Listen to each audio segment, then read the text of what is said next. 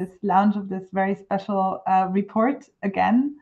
And in a year where nearly half of the world's population was heading to the polls, it couldn't be more timely to come out with this. And I mean, as we all know, migration continues to dominate political agendas, spark public debates, shape policies that affect millions of lives. And the Mixed Migration Review has really become, from our perspective, an indispensable resource for those of us engaged in understanding and addressing migration. And it doesn't just provide data and analysis, it tells the human stories behind the headlines. So this year's edition, as it takes a deep dive into the politics of migration, exposing how narratives are being constructed, manipulated, and weaponized, reminds us why evidence-based insights like those found in the report are essential for countering misinformation and fostering informed debates. So from our perspective here at the Robert Bosch Foundation, we see the Mixed Migration Review as more than a report. It's a tool. We use it to inform our work with policymakers, with civil society, with communities. And it has repeatedly also helped us to inform our own work, our strategy, and understanding global trends. And also from where I'm sitting, the German lens, migration holds, as we all know, a very particular significance. Germany's role and policy are once again in the spotlight, reflecting the tensions between national politics and European solidarity and international cooperation. And as the Mixed Migration Review of this year also highlights, migration debates are not just about policies, they reflect the values that we stand for as a society. And personally, I often think about the people behind the data, the migrant who risks everything for a safer future, the policymaker balancing very competing pressures, the journalist trying to convey its message amidst the noise happening around the issue. So the Mixed Migration Review really connects these perspectives, making it a really essential read for anyone working toward a more humane approach to migration. So I also want to take this opportunity of the opening remarks to congratulate the Mixed Migration Center on their excellent work with this report and way beyond. Thank you for the partnership. So also your contribution to the migration world and beyond is critical, and we are very much pleased to be working with you. And so thank you to all the contributors. I very much look forward to the discussion today with such a fantastic panel. Thank you.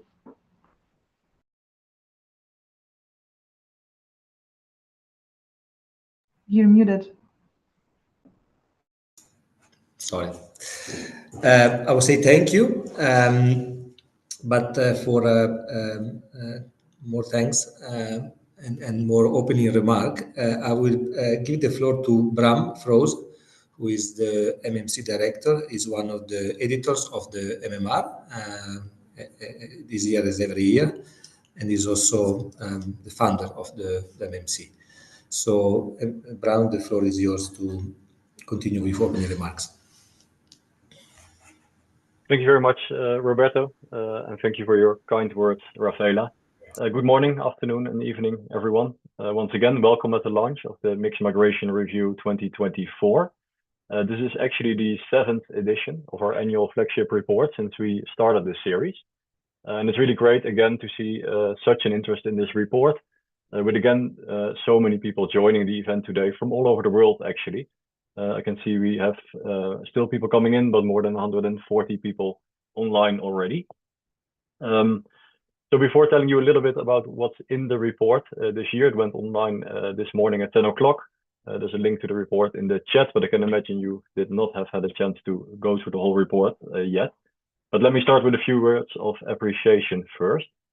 First of all, of course, a thank you to all the donors of the Mixed Migration Center, and in particular the 3 that are directly supporting the development of this report, which are the foreign ministries of Switzerland and Denmark, and then, as you just heard from Rafaela, the Robert Bosch Foundation.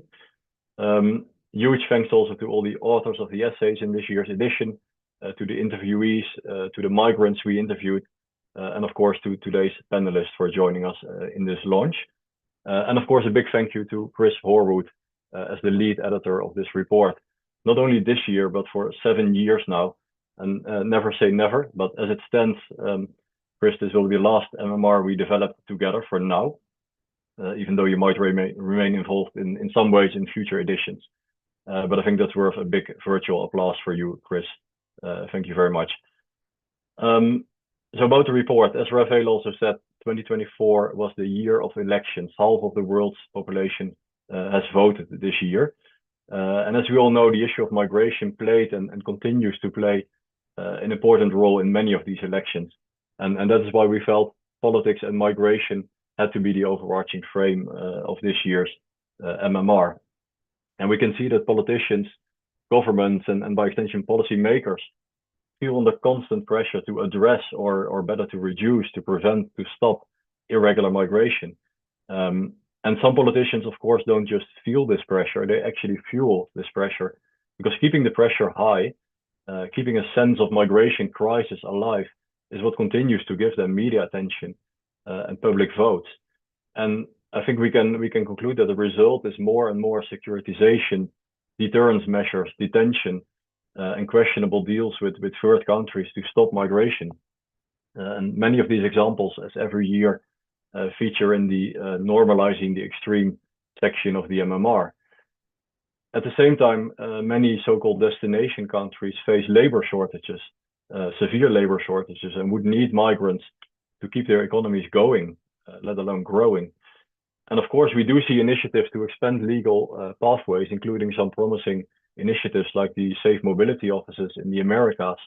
And as always, also to provide the necessary balance, the Mixed Migration Review also includes a section with promising examples, which we call Resisting the Extreme. But overall, we continue to see in too many contexts irrational, ineffective, and inhumane migration policies, despite so much available evidence and knowledge. And the big question remains why, despite so much available knowledge and evidence on migration, so little of it finds its way into policy. And I think the answer to that question probably brings us back to the overarching theme of the Mixed Migration Review. It's the politics. But that, of course, forces us, many of us in this room, to think and to think really hard about what we can do better or do more of to help redirect or reframe the political discussions on migration. And for the Mixed Migration Center, trying to reframe migration discussions is exactly what the Mixed Migration Review and the discussion during today's event is all about. And it's very much needed, we feel.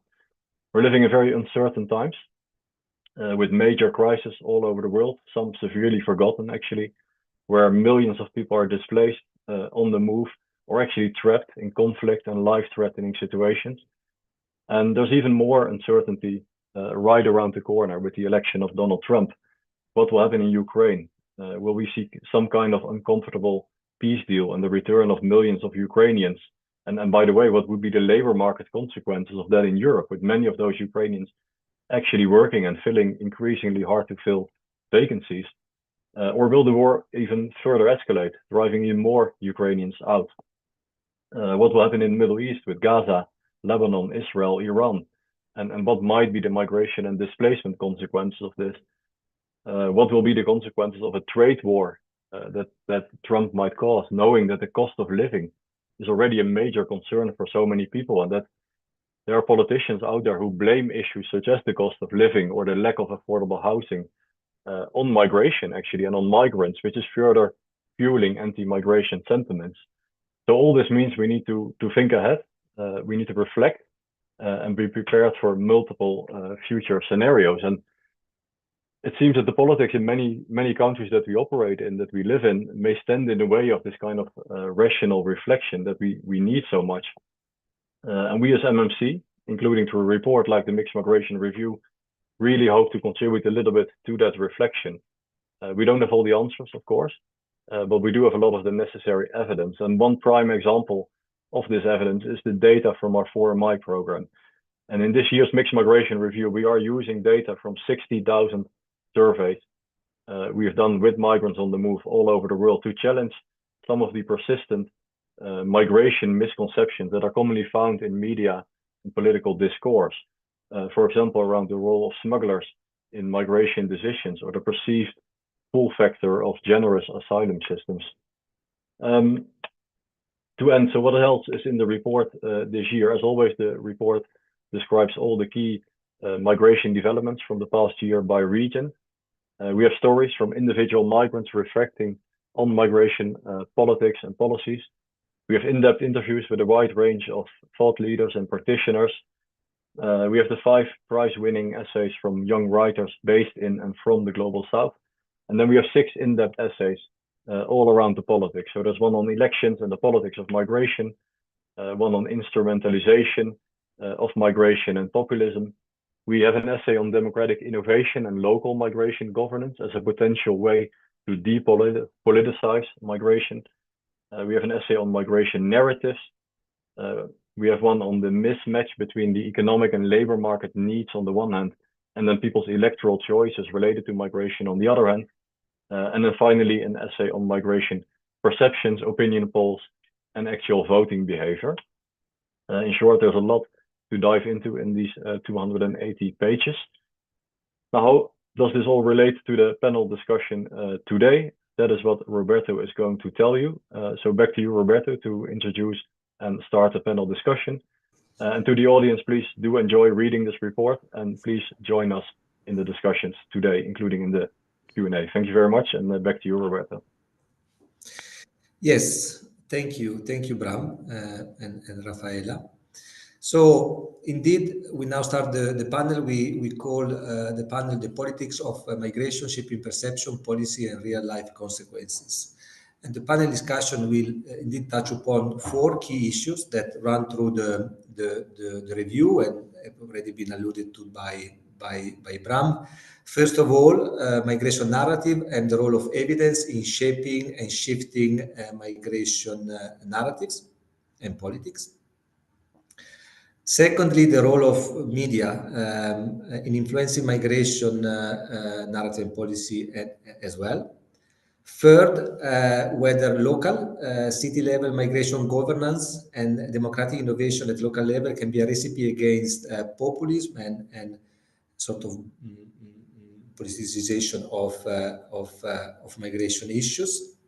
And finally, and very importantly, what are the real life consequences of the often rather toxic migration debate and politics on the life of refugees and migrants? We don't want to leave this conversation as a conceptual one and an abstract one, because we know that has very real consequences and we think is important. So to engage with this topic, I'm very happy to introduce our 4 panelists. So we have Andrew Geddes. Andrew is Professor of Migration Studies at and Director of the Migration Policy Center at the European University Institute in Fiesole. During his career, he worked with a wide range of academic and non-academic partners, which I think is added value for the role in this panel. And he's currently coordinating a youth-funded Horizon project aiming at building stronger relationship between migration research, policy, and practices. So it's bread and butter, let's say. Then we have Daniela Mohor. Daniela served as Latin America and Caribbean editor at large at the New Humanitarian, and has contributed to various US and Latin American media outlets. She focused on international relationships, social issues, human rights, and of course, migration. And she's also a writer, and she co-authored the non-fiction book La Búsqueda in Chile. So welcome, Daniela. Then we have Francisco Javier Boqueza Abia. Francisco is a counselor delegate for citizen participation and foreign cooperation in Fuenlabrada, which is a municipality in Spain. He's a member of the local committee of the Spanish Socialist Worker Party. He also served as president of the Bubi Sociocultural Association. He's a member of the LGBT organization Fuenla Entiende. And she also worked in the past in the private sector. So welcome to you as well. And last but not least, Sophie Beau. Sophie is the co-founder and general director of SOS Méditerranée. She served as general manager of the French branch of the network, and she has over 25 years of experience in humanitarian and social program. So welcome to you as well. So let's start with you, Andrew. So the first, we touch upon policy and research connection, if you like. So how do research and policy interact when it comes to migration, and what role can academic insight play in shifting migration narrative toward evidence-based approach? You have been interviewed for the Mixed Migration Review. You are in the report, and already in there you have started answering in part this question. So if you can help us starting with this, and if you can also share some concrete example, if you have, based on your current and past work, about things that have worked.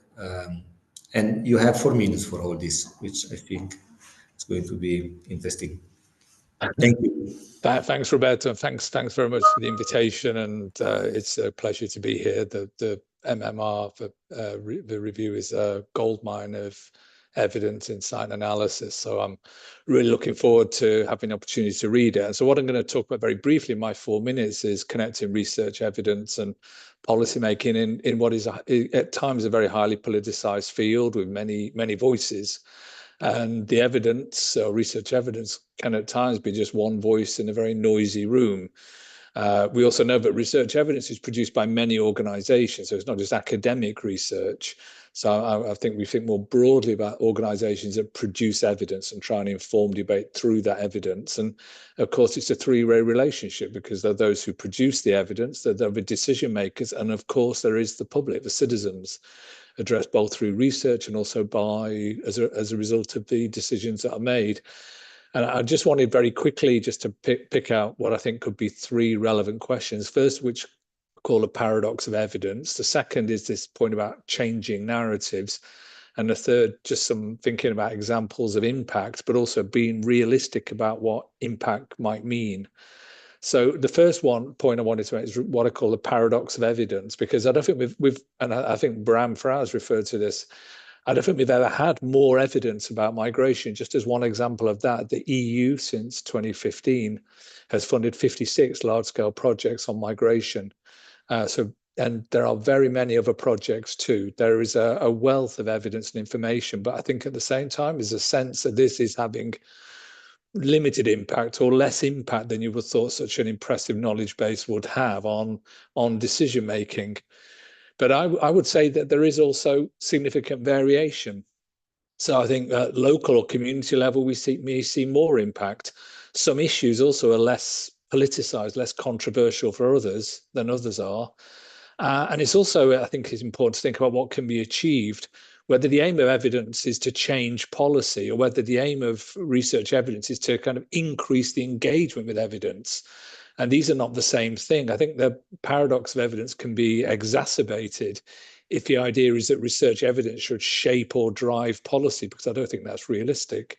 The evidence base is rarely so conclusive, and why should researchers have such a privileged position? So I think we need to think about what role evidence should play, but that doesn't downplay its importance, but we think about the role of evidence. Excuse me. The second question I wanted to focus on is the point Roberto made about narratives, and particularly the role of evidence and research. I'm sorry, excuse me. Evidence research can play in shifting narratives. And obviously, if you're thinking about shifting narratives, you're perhaps also thinking about changing people's views and beliefs about migration and migration policies. And I think this is extremely difficult, because changing people's beliefs at a fundamental level is rather difficult. Narratives can shift. And we know that evidence and information can be contested. And we also know that we live in a world of what are sometimes called alternative facts.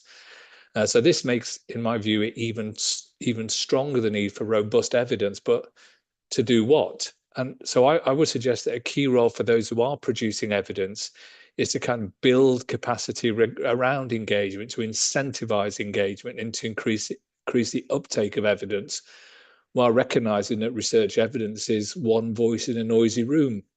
So I think for researchers, it means thinking about how to engage. And if we are then thinking about changing the narrative, I think it's very important that any sense of how that can be done must be grounded in a realistic understanding of people's beliefs and values.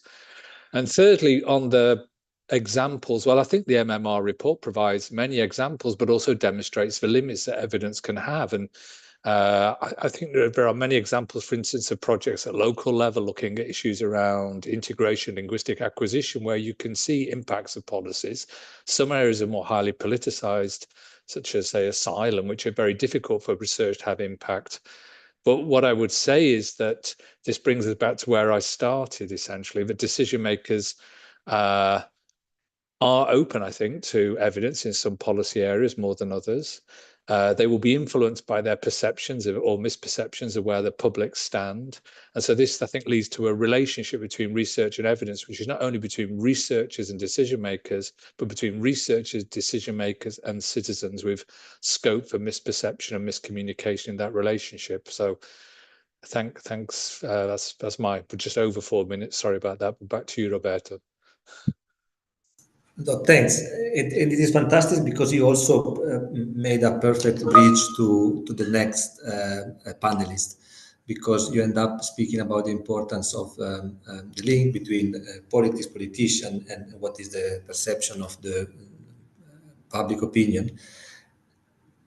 And I think that that's take us to the role that media can and could play in this equation that exists between politician, citizen, voter, society. So in the foreword of the MMR, Bram mentioned a quote from an Austrian writer, which I like to mention here. I'm sure you haven't had time to read it yet.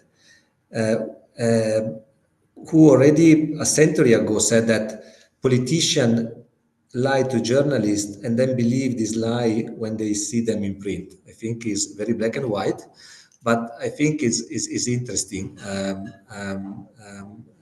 as a reflection of the world we live in today, and highlight very well the role of media in the era of migration narrative and migration politics. So linked to this, Daniela, how does migration coverage influence and is influenced by migration perception and policies?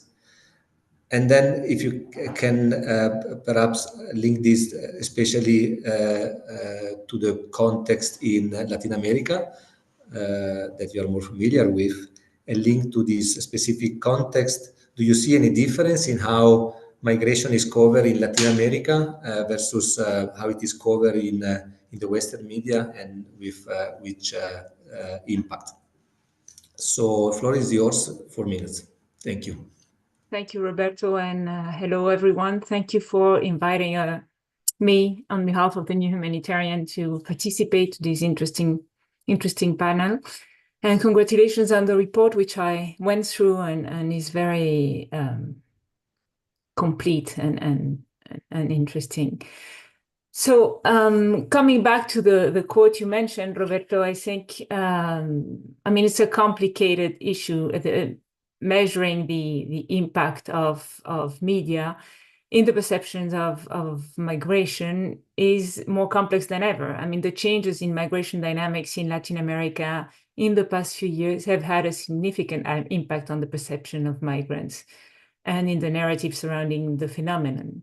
So the question on the table is often, have the media been fueling xenophobia or helped consolidate a political discourse centered on the need of deterrence policies more than on integration? Or is it that politicians use migrant as a political tool and feed the media with information or viewpoints that are in service of their political goal?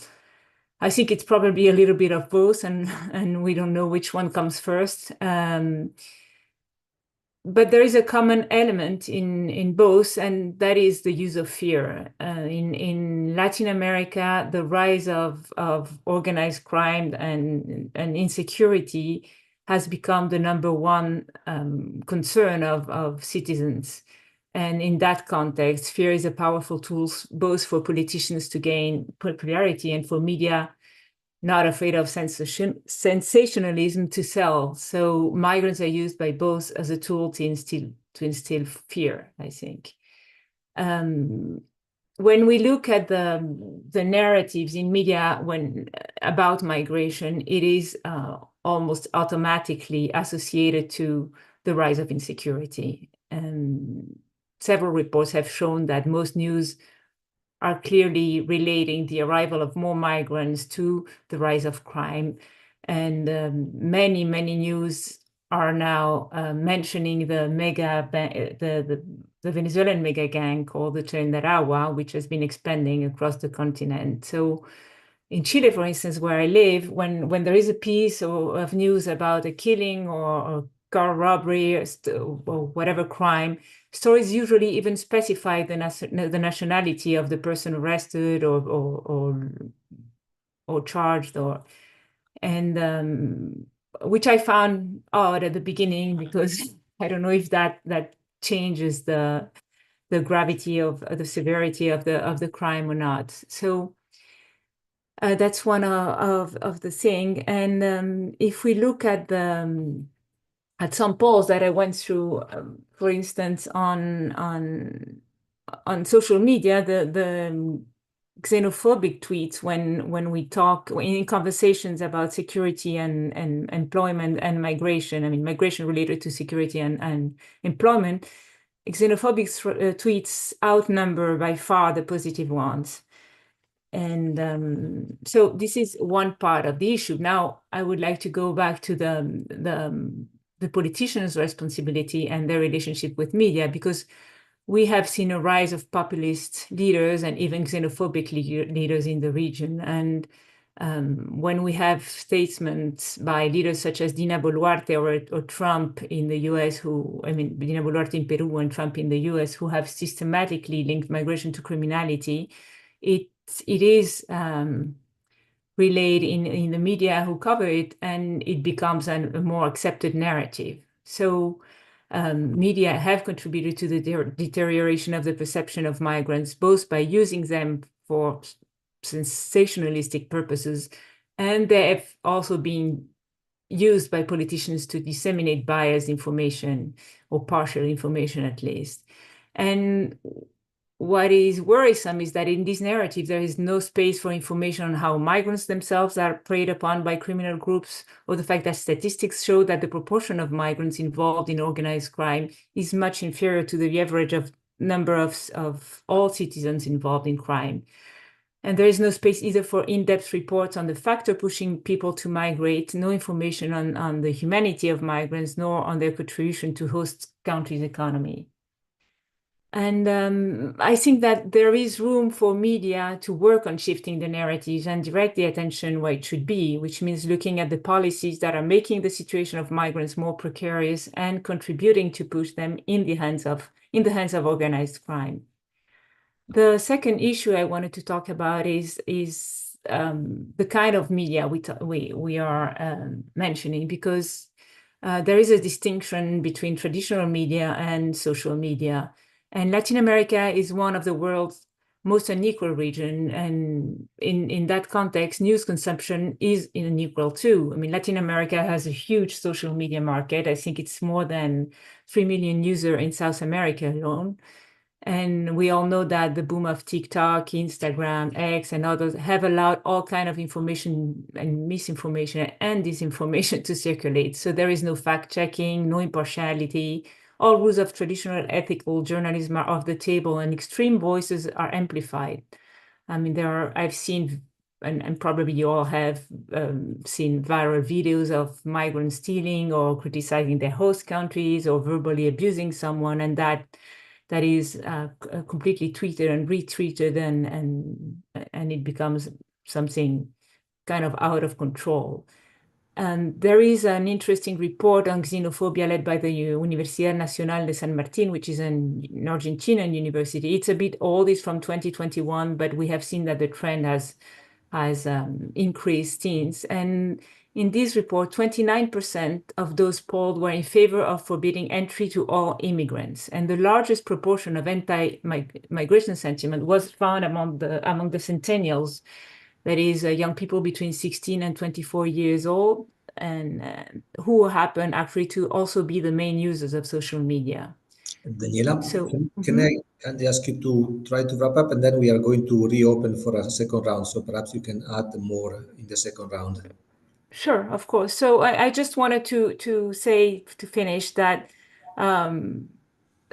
that in this unequal context, it's important for media to take the responsibility of reaching all segments of the population and inform them with reliable information, and not leave that to more Western global news outlets that are only read by an elite in Latin America. Okay, no, thank you, because you give us a good picture, and then not wanting to summarize and not trying, but a situation whereby several factors seems to be contributing to a sort of spectacularization and problematization of migration, linked to what make a news, what doesn't, and also the role of social media. And again, thank you, because also in this case is a perfect link to the next panelist, which is Francisco, and in the area of public perception and local governance. Because so against this background of quite high politicization of migration issues, which also sort of fed by the role that media and social media, certain part of them, plays. So how can sort of local authority react? So how do migration politics and policy at the national level, international level, and the narrative influence the public opinion and the local governance? And what strategy has your municipality employed to address misperception about migration and improve integration, particularly in the face of this very politicized and polarized migration debate that we just mentioned? You were interviewed in the memoir essay on the role that city can play, and you have mentioned already the importance of not labeling policy discussion as migration specific. Perhaps you can build upon this, Francisco, now or later. So, Francisco, the floor is yours.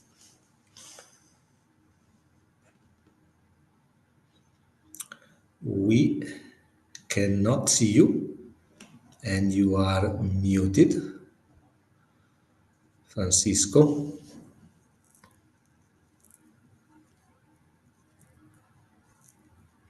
So we can perhaps switch to Sophie, waiting for Francisco to come back. Francisco is calling us from an hotel in South Africa. So something might have happened there. But Sophie is with us, if I'm not mistaken. I'm here. Okay, good. So we can move to you, Sophie, and then hear from Francesco when he's back. So as I mentioned earlier, we really don't want to do the mistake of thinking that this is a discussion over a principle, concept, ideas, and opinion. What we are discussing eventually have very important real-life consequences. And that's what we like to hear from you, because you have experience. So based on your work with SOS Méditerranée, how have migration politics shaped condition for migrants, particularly those undertaking the dangerous sea journey that you encounter on your day-to-day work? And then if you can elaborate also on how do concretely politically motivated migration policy impact humanitarian actors, and what policy change you would advocate for to improve the situation. Thank you, Sophie. 4 minutes. Thank you. First of all, thank you very much for your invitation. And I think it's really important to have this dialogue between field actors and researchers and policymakers. So thank you for the initiative, and thank you for giving a voice for the people being rescued at sea in particular. So as a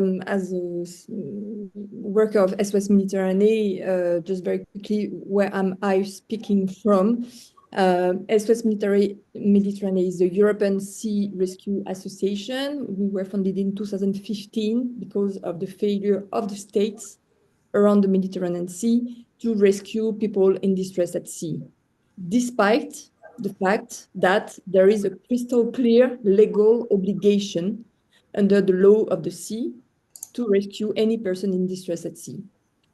So I would like to recall first that in the last 10 years, according to the International Organization for Migration, at least 31,000 people have died in the Mediterranean due to numerous shipwrecks. And this is unfortunately underestimated because the International Organization for Migration can only count people that are found. And we know that there are many invisible shipwrecks as well. So we are facing the biggest humanitarian tragedy at sea that we have ever known and faced. And it's still an ongoing one, which is very shocking as well. From this area of the Mediterranean, 80% of the deaths happen in the central Mediterranean, which is this corridor between Libya, Tunisia, and Italy, where you have a very a lot of distance to go for these tiny ships, and they never make the journey, or rarely make the journey until their destination. So we are a maritime and humanitarian association founded by the civil society in order to save lives, to protect them until they disembark in a safe place, and to be a witness. So what have we witnessed over these 8 years in the central Mediterranean? Through 430 rescue operations and more than 41,000 people that have been rescued and gave us their testimonies. First of all, to summarize, because we don't have much time, I would say a very important denial of responsibility by coastal states to rescue people at sea and bring them in a place of safety, which constitutes a very clear breach of international maritime and humanitarian law. Would like to underline that there is not a single state maritime asset anymore since April 2019 in the Mediterranean for the rescue of people at sea. The second point is a clear deterioration and ongoing deterioration of the coordination of rescues, since this responsibility, which was held by Italy for a long period of time, was handed over to Libya in the biggest distress area.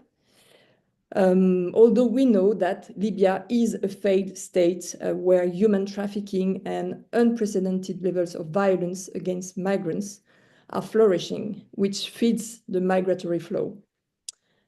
Finally, what we see in the Mediterranean is that states are trying to erase the unconditional duty to assist enshrined in the law of the sea, in a general movement where the lives of thousands of migrants are politically instrumentalized.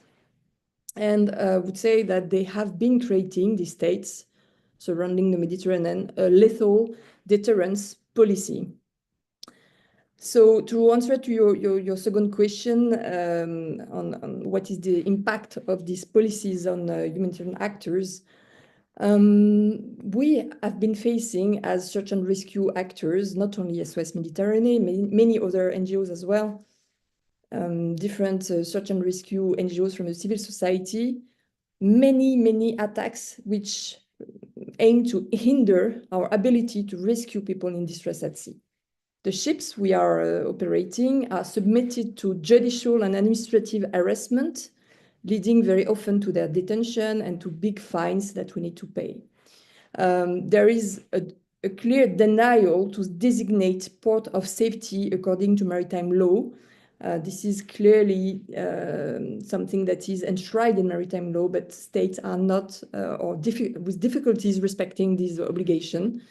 For instance, at the moment, since 2 years, Italy is operating a distant port policy, which aims at diverting our ships from the area of operation and having us transiting towards a very distant port, which blocks the capacity of rescue of our ships during this transit days of navigation. The consequence is that the search and rescue area is emptied from the few civil rescue ships.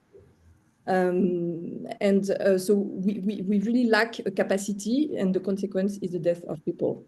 There is also a scapegoat narrative that is used very actively by certain European states. NGOs are accused to provoke a grand remplacement. This is a French theory, the great replacement of the European population by Arab and African populations. We are facing smear campaigns on rescue organization and even sometimes physical attacks like we faced in the SOS Méditerranée headquarters in France in 2018. I would say that the policies that could be led is, of course, to reaffirm facts and evidences. And this is why, for us, it's so important to bear witness of the situation and give the voice to the people who are rescued as well, to counter spreading this fake news. Of course, reaffirming the superiority of international law and the national legislations that are illegitimate, like, for instance, the Piantedosi decree, which is now used in Italy against the duty to assist, which is overarching international obligation. There is a need to protect the search and rescue actors from these attempts to criminalize them. But for that, more generally, the last point I would like to say is that there is a critical need to recognize high seas as a humanitarian space, because humanity is denied at sea at the moment. And we need to recognize high sea as a humanitarian space, whereas this duty to assist enshrined in maritime law is paramount. Yeah, so thank you, Sophie. I think you provide a very concrete example of how a certain approach to migration management is impacting on search and rescue and the impact that this has on capacity to rescue people at sea, indeed. So thank you for that. I think that Francisco is back with us. And so we are coming back to you, Francisco. Sorry for the problem you had. So we were asking you the question after Daniela depict a picture whereby we see a sort of trend that goes toward problematization, spectacularization of migration issues. Also in the context of media discourse and social media discourse particularly. So the question to you is how this impact and influence public opinion and local governance, and then concretely in your experience, if you can mention something about strategies that your municipality has employed to address new perception about migration and improve integration, particularly in the face of this politicized migration debate. I said that you already started giving some example in the essay of the MMR on the role of cities, for which you have been interviewed. So can you tell us more? And you have 4 minutes, Francisco. Thank you. Thank you very much. Apparently, the internet has decided that at the moment to speak is when it stop working. Thank you for your patience. Thank you very much for your reports. It's been absolutely brilliant. I think we need real data and reality in this world of politicization of social issues, and in this world of disinformation and misinformation, as my colleagues mentioned earlier. Well, it is a world of politicization of migration, and it does have impact on a local level. And the migration is a sociological reality. I'm talking about the migration that is being politicized as at the moment. It's a sociological reality, And it comes is the consequence of the impossibility of people to develop a life project in their countries, right? So since internationally the conflicts that are around the world and the foreign relationships that are based on zero-sum games and unequal commercial relations are responsible actually for what is happening. So people cannot live in their life. They must try to, in the country, they must try to find a way. And I think this humanitarian and economic migration has something to do with the foreign politics. And instead of politicized migration, we have to link it to human rights. I think that would be the right way to do it. And the local impact that it has, and it does have it, even in countries and regions that have worked on prevention, the local, because we are not islands, we are not isolated, and we are part of this world, is obviously putting the people that are that can be targeted and they are vulnerable at the forefront to be targeted, right? And these fake news and rumors against migrants create fear on local population, and which then creates anger and eventually rejection of migrants from majorities. And this vicious cycle goes on and on. So I think when there is the media willing to do so, and there is these political parties that fuel and this discourse, and they get into again a vicious cycle. We have to look at what is causing that and what is allowing these both parties, these both stakeholders to be able to do so. And there is no accountability for politicians having these messages, because migrant population, despite and people that are residents, despite of being paying taxes, cannot vote, and they have no voting rights, and they have no political impact, right? So what we can do if they have no voting rights, because that is something that is out of our scope, well, we have to bring them into the table. We have to make them a part of the political discourse, and allowing them to be part of the policy making in this co-governance and co-creation and co-design of public policy, right? So we can, look for a solution for this issue, but the problem is that we need political will. We need that the politicians that are on a local level in charge of creating these spaces so that a civic society can participate, are willing to give the migrants that voice. And as soon as these migrants, these people, these citizens, these neighbors get a voice, well, they will feel part of the society, and then they will develop a sense of belonging. They are not gonna exclude themselves. They are gonna feel wanted. They are gonna feel part of this discourse and of this neighborhood and of this city. And straight away, it's going to have consequences if there is discourses against them, right? So that is the way, I think, there is this way. It's a problem that, it depends on the political will.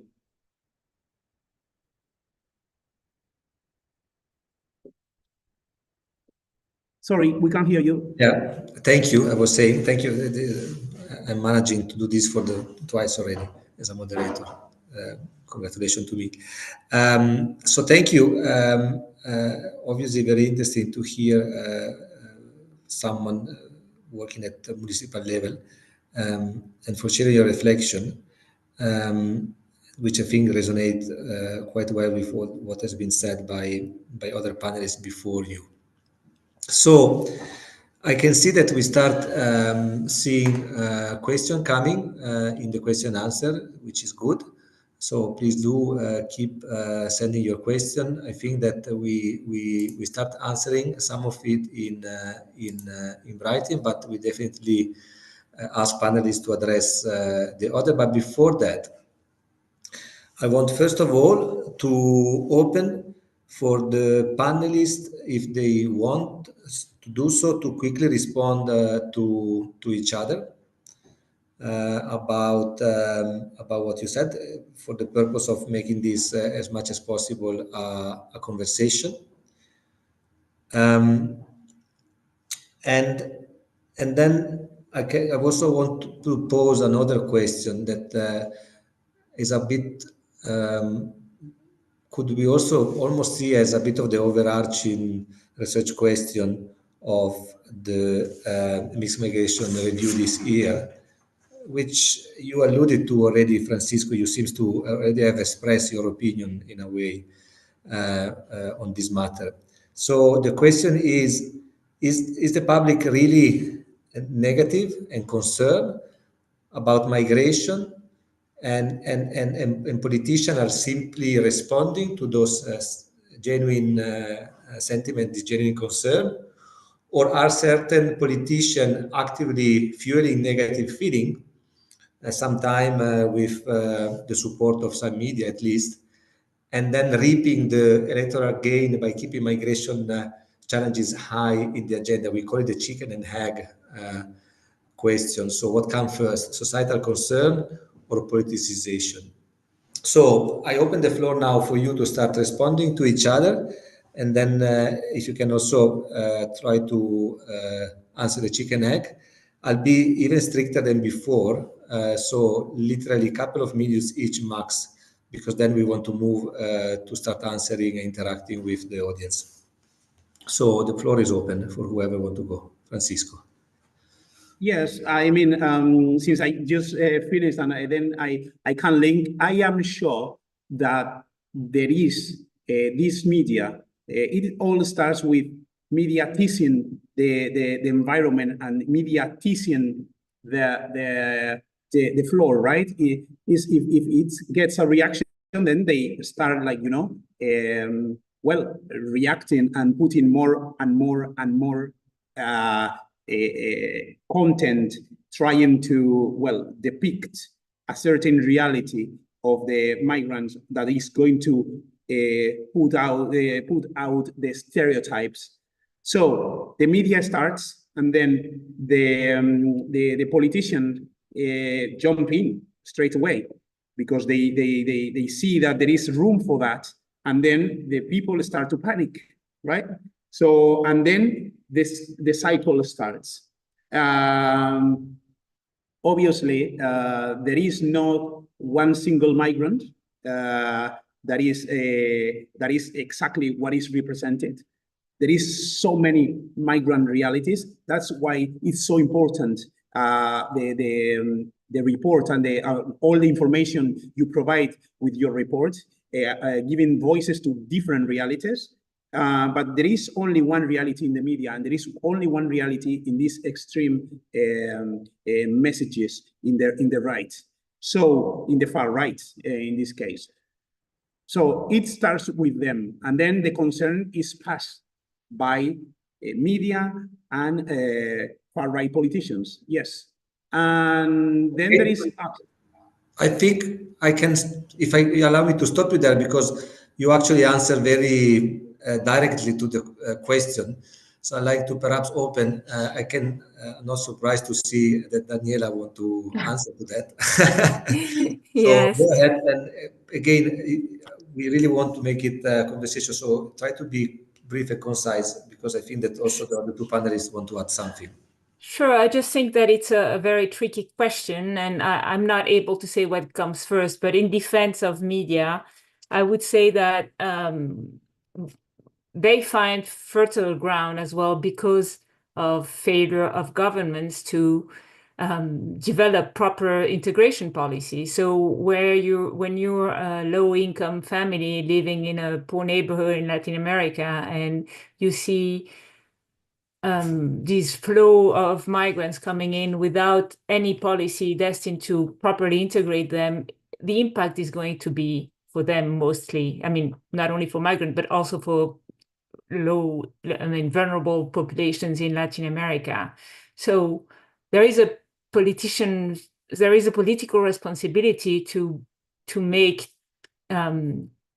communities more able to integrate migrants, and that would make people less xenophobic as well. I mean, it would help see migrants, give them a voice, as you mentioned, is important locally. But if we didn't have that issue, maybe media would also, I mean, they're responsible of showing only one side of the problem and promoting a negative narrative, but they have fertile ground to do it.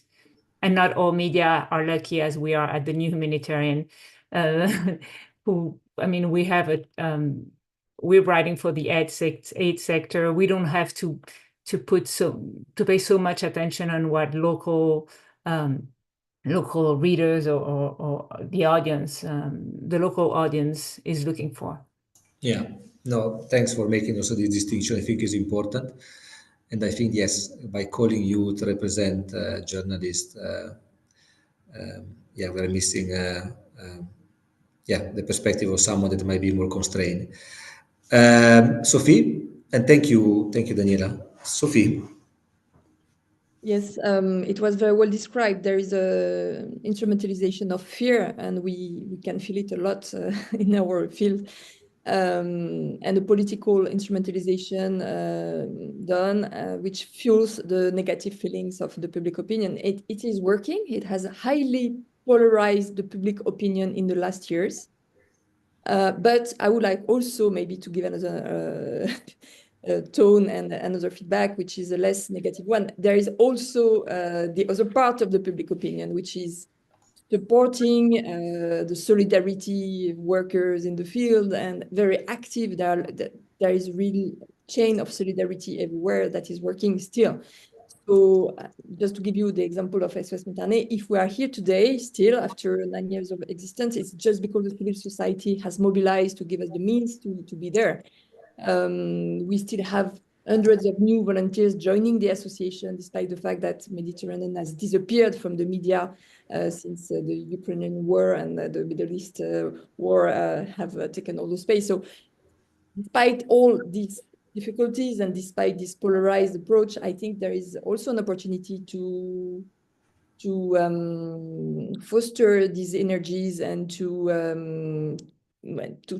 work better in the coalitions, I think, with these people of the civil society that want to do something and are not indifferent and see the danger of this polarization. Thank you. Yeah, thank you. Interesting. Andrew, do you want to also come in? And then I suggest we start addressing a question that the audience is posing through the question and answer, which there are some quite particularly interesting. Yeah, just speak about this chicken. I don't think it is a chicken and egg question, really, to be honest. I think that what comes first is the underlying causes of people's attitudes to migration. Our attitudes to all social and political issues are formed relatively early in life, very influenced by our early life experiences, particularly education. Education, which can be a key driver of people's attitudes to social and political issues. So I think what you have is members of society who are likely very different attitudes to key social and political issues, different values, different beliefs. There's quite a wide distribution. Some people are very opposed to immigration, some people are very in favor of immigration. Many people who perhaps have uncertain views, inconsistent views about migration, feel uncertain and confused about the issues, think that it's complex, might be concerned about it, might have fear about it, might feel threatened by it, might see the opportunities of it. Then the media, I think, plays a role, and the key role of the media is in relation to issue salience. If we want to understand the dynamics of public attitudes in Europe to migration, and also globally, issue salience is a key factor, the level of public attention, because the level of public attention plays a key role in activating populations that have concern about migration, whether they're in favor or whether they're against. So I think that the key thing is many people's beliefs and values are actually quite stable, quite resistant to change, formed early in life. And one of the key issues is how they're activated by political activists of the left, obviously of the right. And I think one of the key problems would be to say to people that your concerns are not valid, that your concerns are misinformed, that you are ignorant. Now, it could be the evidence contradicts exactly their opinions, but I think it's quite a risky strategy to tell people that their concerns are not valid, legitimate. And I think that can be one reason why populist parties have success, because they're able to exploit people's sense that they're not being listened to. And that could be for wider issues linked to their own exclusion from the labour market, their own inability to access public services, what we see as a fair basis. But so I would emphasise the role of salience in activating people's attitudes to migration, and the media can play a part in that. Yeah. Thank you. Yeah. No, I do think. I do recommend people that are interested in this to read the interview with Andrew in the MMR. Touch upon all this. I think is very interesting and eloquent. So I'll not speak too much, as I promised to my colleagues, against my inner nature. And instead, I will start asking questions based on what the audience has put in the question and answer. So let me go to that. We have a few questions. I'm not going by order. I'm just picking some and then leaving others for later, because I think they're more appropriate for later on in the conversation. So there is a question from Amish, which is: at present, it appears that the private military lobby and private prison operator are lobbying heavily for security-led solution. Mentioned the example of Frontex border externalization, the ICE deportation plan, Rwanda deal, and so on. And are quite successful and then much more effective in framing and shaping public policy choices in the views of the person asking. So the question is, how can advocate for more humane and sustainable policy approach lobby more effectively to shift immigration policy priority? You might have an opinion on the lobbying part, Andrew, but also others. Of course, Andrew is responding from I think colleagues on the panel would know better than me, so I'm sure I'm very grateful to hear their perspectives.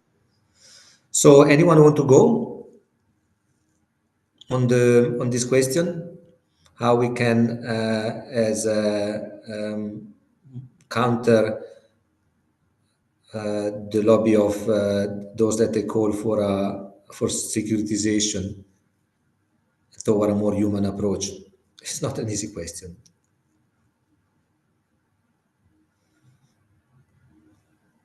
Then Andrew?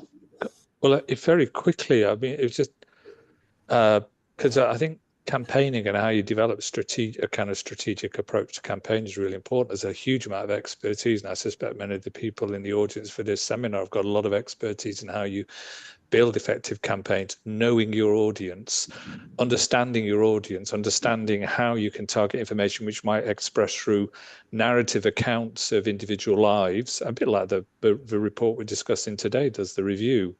But I think that it's not a question of kind of overarching strategy. It's a question of often quite focused, targeted interventions, maybe targeted particular population groups and things like that. And so I think there are plenty of examples of campaigns which try to challenge this securitization, militarization narrative. It's hugely important work. And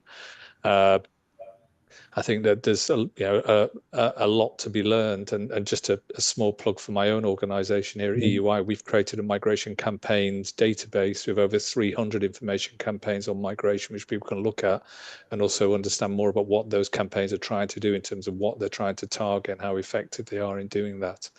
So if you look at the website, the Migration Policy Center at EUI, you can access large numbers of information campaigns about migration. Thanks. Other panelists are welcome to come in if they want. Otherwise, we can move to another question, always from Ashim, which in my view, it can be also linked to what we are discussing. But first, do anyone want to go? Okay, then let me move. Sophie wants to go, Roberto. Yes, okay. You are allowed to join the panel, Bram, but your camera is off, so you might want to put it on. Oh, I saw Sophie raising her actual hand, not a virtual hand, but an actual hand on the screen. So I think she wants to come in on the previous question still. Okay, sorry. Yes, not maybe just to develop a little bit, but with the very narrow example of the Central Mediterranean and the role of Frontex that has been mentioned before. I think we have really to make the point as humanitarian organizations that despite policies, migration policies, and despite the role of agencies like Frontex, which have another mandate, which is the protection of borders, we need to make the point of protecting the space of humanitarian rights and next to the migration policies, and not making it contradictory. Can have a border protection policy, and you can ensure the duty to assist people in danger of death at sea. It is not contradictory. What is missing again is maybe this preliminary step, which is the recognition of the sea as a humanitarian space. Denied at the moment. From this denial, there is no recognition of humanitarian crisis. There are no assets. There are no humanitarian response programs from the UN. No funds to help actors to respond to this situation. So it has been possible in the past. There was a Mare Nostrum state-led rescue operation, and while there was also actions to protect the borders. This is again not a contradictory thing, and I think we really must make that point to have people recognize this humanitarian space. For me, it's really missing here. And it's very easy then to answer to anyone. For instance, Italy got that answer from the European Union in 2014 when they led this operation Mare Nostrum in the Central Mediterranean. They were accused of provoking a pull factor, and so that we had this narrative that was flourishing and that was not countered by European states. To counter that, we really need to protect this. We need coalitions to go and raise their voices, and at least for humanitarian actors, also UN agencies. We are trying to get that point. I'm talking again, sorry for that. My window is very restricted to the maritime migrations.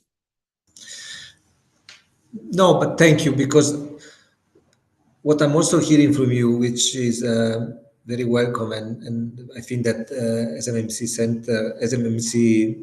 Migration Center, we very much relate, is this need of going beyond binary thinking, as if one solution to a problem or one approach automatically exclude the other. So the importance of not pitching necessarily state security and humanitarian principle can and should coexist, and you are perfectly right in that. So I think it's very important reminder for all of us.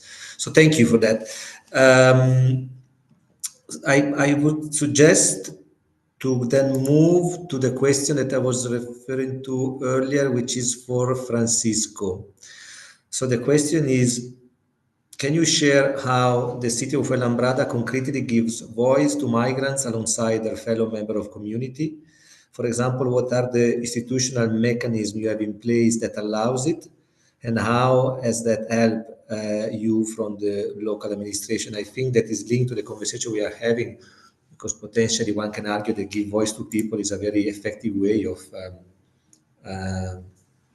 promoting a different narrative and encountering the predominant one. So Francisco. Thank you very much for the question. It's a good question. Thank you very much, Roberto. Fuenlabrada basically is cultural. This comes down to a response, to an answer, that is that Fuenlabrada's cultural diversity management has evolved dynamically. And we are very lucky. I think we are considered a best practice around the world, I would say. It is a bit, it can seem pretentious, but it is indeed.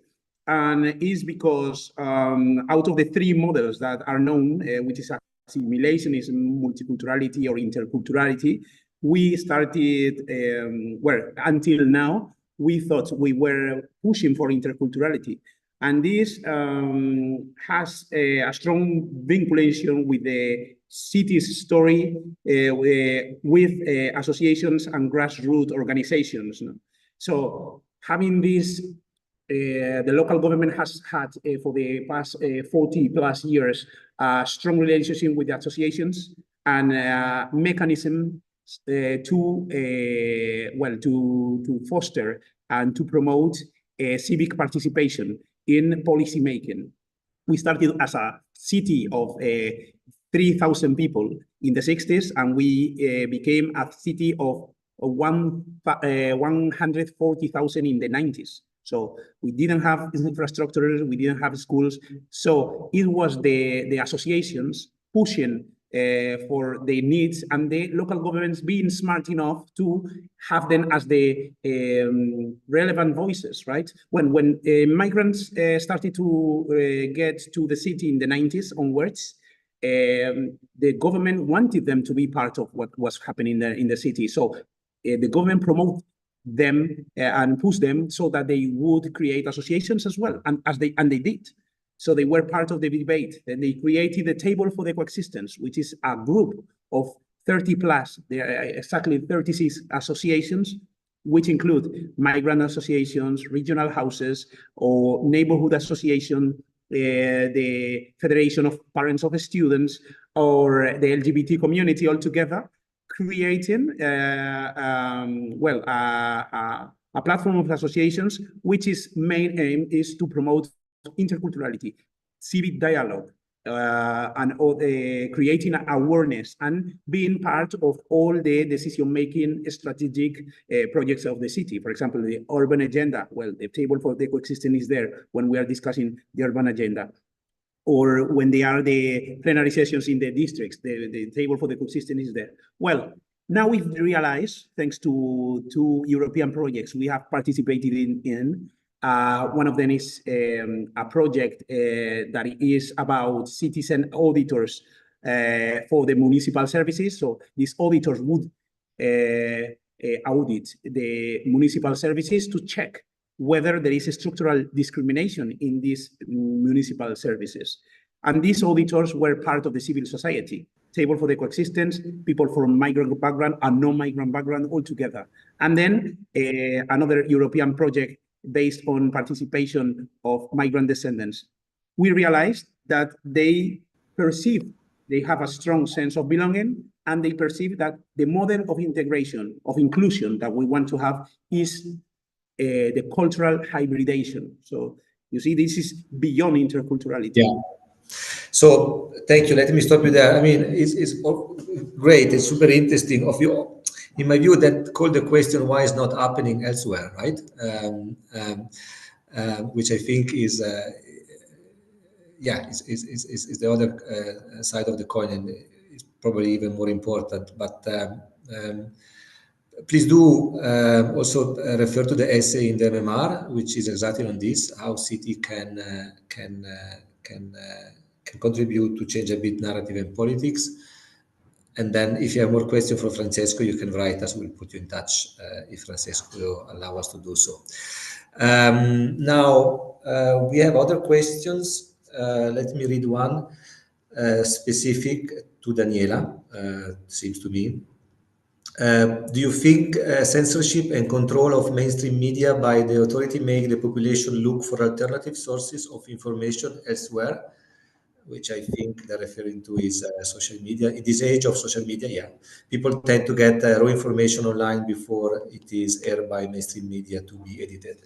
I mean, you already alluded to this earlier, Daniela, but is there anything that you want to add in a couple of minutes? We have 10 minutes left and we want to continue discussing. I think I kind of answered that that question. I think that even without censorship or control of media in Latin America, at least, and I imagine in other continents as well, it's easier for most people to access social media and to inform themselves on digital devices more than on, I don't know, national TV or anything. So I'm not sure that's a factor. I think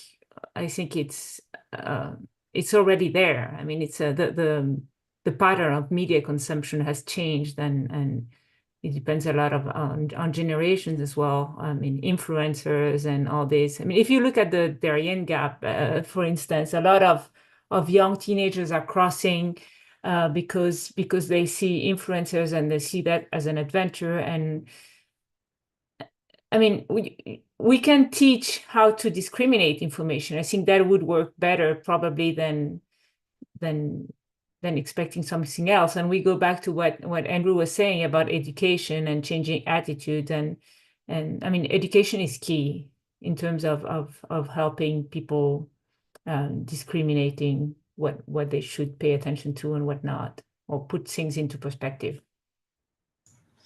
Thanks. Thank you. Yeah, I think that also linked to what Francisco was saying. So giving voice to people as much as possible as a way is also to have that feeding into shaping the narrative, the voices of people of migratory background. I think it's also interesting and important.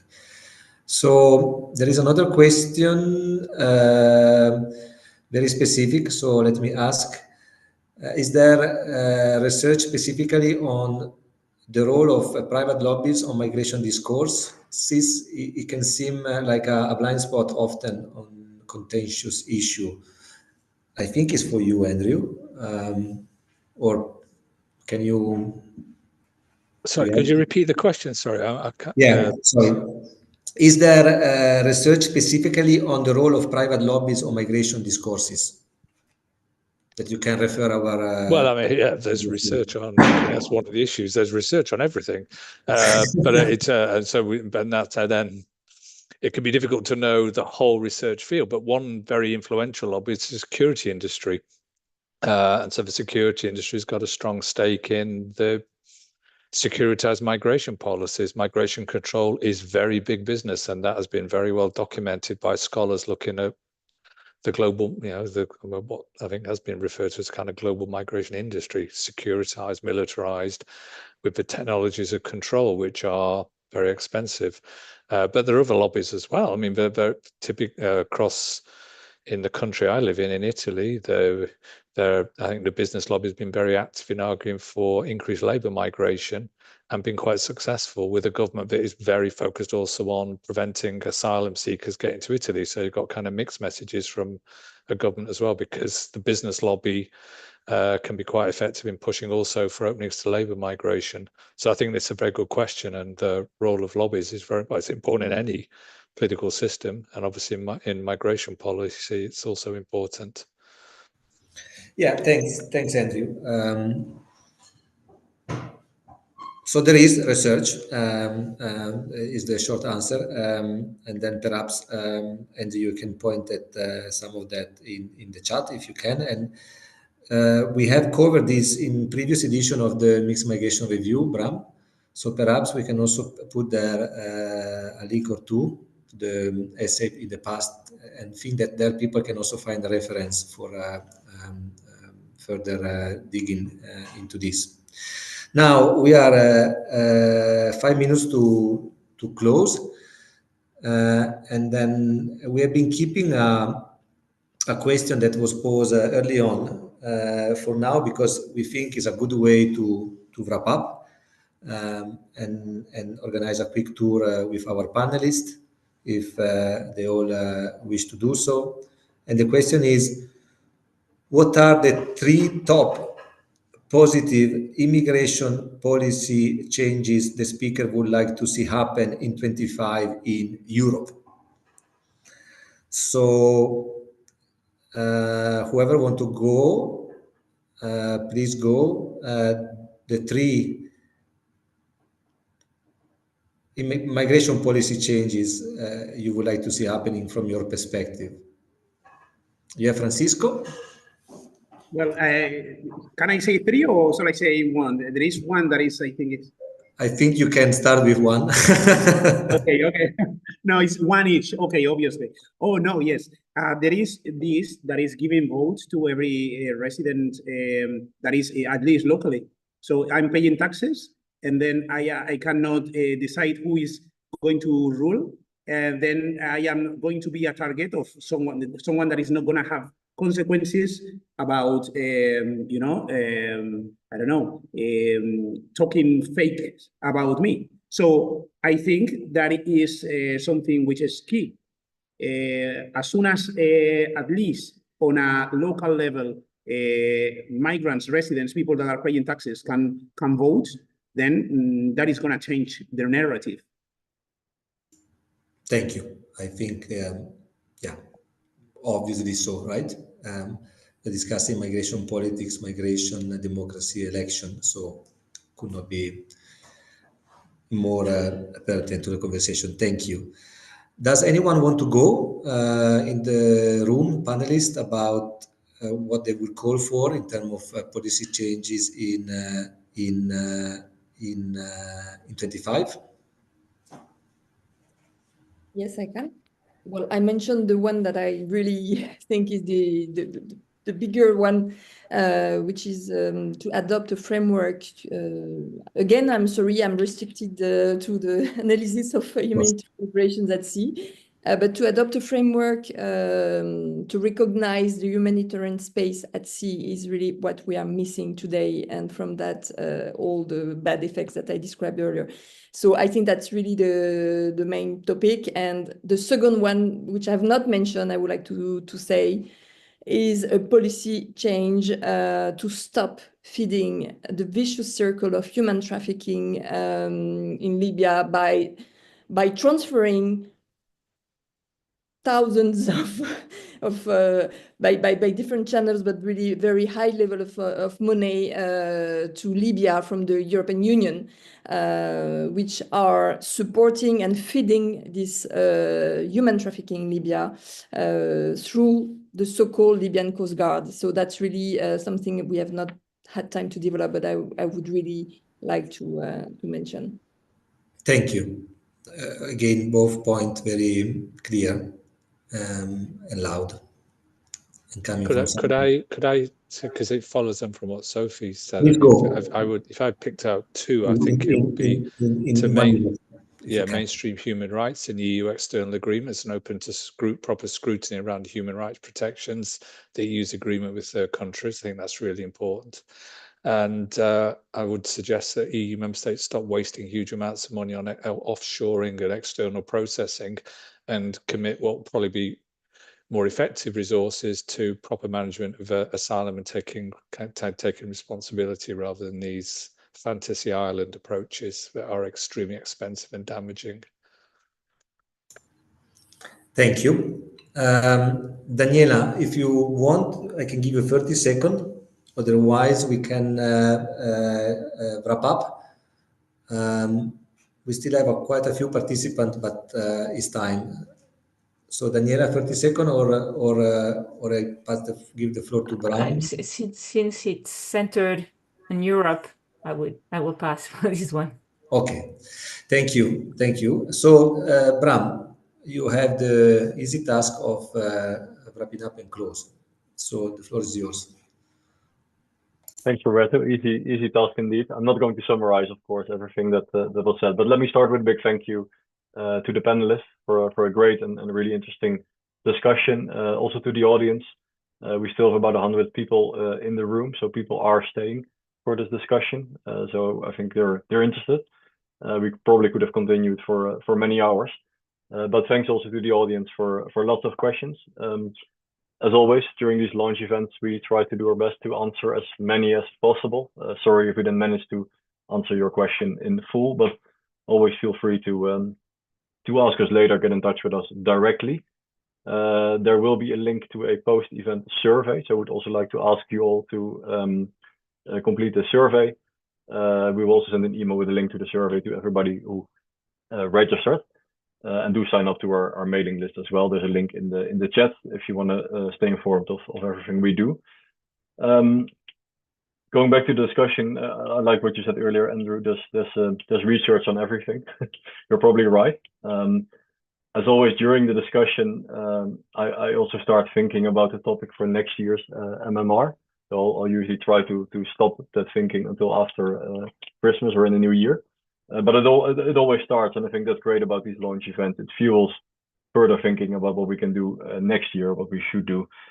What I also take from the discussion is that there's a lot of reasons, I think, to be concerned about what we're seeing around us in terms of migration policy development and the ways migrants are being treated all over the world. And we should point that out. I think at the same time, we should also try to look at the positives and the good examples that are out there. And there are many as well. We've heard about some of the initiatives at the local level that we can learn a lot from. I mentioned it earlier in the chat today, a country like Spain, which is currently taking a bit of a different approach in their narratives, in their migration policies around regularization, clearly stressing the need for migration. OECD is also pointing out how Spain's economy is actually growing due to migration. So I think we can take examples there. The Biden administration, well, on the one hand, actually having been pretty tough on trying to stop irregular migration. At the same time, there's also massively expanded legal pathways for protection, but also for other purposes into the United States. For example, the Safe Mobility Offices or the community sponsorship programs. Canadian government has always been doing interesting things. So there are good examples out there that we can learn from. As well, and linking to some of the questions that came up today, what are the kind of arguments that we can use to shift the debate? I think it's important to realize. I mean, there's part of our population that we're probably not going to convince anyway. They might keep on voting for the far right. They might even be racist. There's no way, in a way, give it up. You're not going to convince them. There's also part of the population that is already convinced, probably, about the need for empathy and a humanitarian approach. I think most of the people in many of our countries are somewhere in the middle. They're relatively moderate. They accept that migration is not something to be against or be in favor of. It's simply there.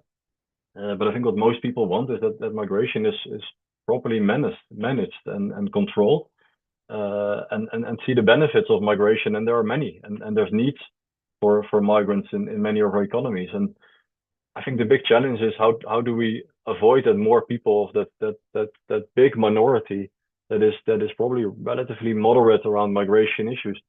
How do we avoid that you're going to lose more of them to the far right and the more extreme viewpoints on migration, and make sure that they stay in the middle basically, or come back to the middle, and where there's, I think, still space for a rational, humane and also economically smart approach, and just humanitarian and empathy arguments are probably not going to win all of them over. But arguments around control, as well as economic arguments, can be combined with more empathetic and humanitarian views on migration. I think that's the challenge, and more specifically, the challenge is how do we make sure that all that research that is out there, as you said, Andrew, continues to find its way as best as possible. That's our objective, I think, to try and contribute to to policy development and try to shift the political debates. The mixed migration review is a start. As I said in the intro, it's not going to provide all the answers, but we try to do as much as we can. And I think that very much came back in the discussion today as well, from the various viewpoints that we included today, from academic research, from local governments, from media, as well as from providing search and rescue and helping people at sea. So once again, thank you to all the panelists and to the audience, and we hope to see you next year at the launch of the next MMR, but hopefully sooner than that. Thank you very much. Have a good day. Thank you all, and goodbye. Thank you.